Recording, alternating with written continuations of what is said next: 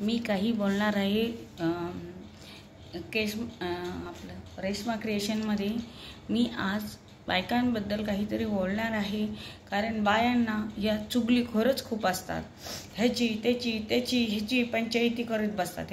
हिचा नवरा असं करतो, तिची बायको अशी करते, हेच धुण्यात त्यांना वेळ जातो। घरातले कामे तशीच ठेवून या दुसऱ्याच्या उचापात्या करत ओट्यावर बसलेलेच असतात।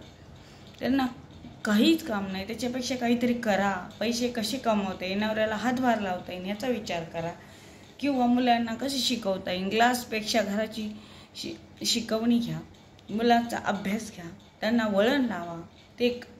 ते कसे वागतात त्याच्याकडे लक्ष द्या। तुम्ही लोकांच्या घराकडे लक्ष देण्यापेक्षा स्वतःची प्रगती करा।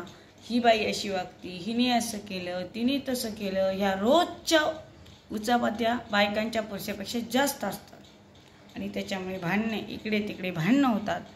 सख्ख्या जावांमध्ये सुद्धा भांडणं लावून देतात, किंवा सख्ख्या बहिणींमध्ये सुद्धा भांडणं होतात। तर यासाठी नातेवाईकांमध्ये सुद्धा अशी चुगलीखोर बाई एकतरी असतेच। त्याच्यामुळं आपण आपल्याच कामात व्यस्त राहावं, कोणाच्या नादी लागण्यात मजा नाही। माझे हे काही हा व्हिडिओ माझा आवडला तर लाईक करा, शेअर करा।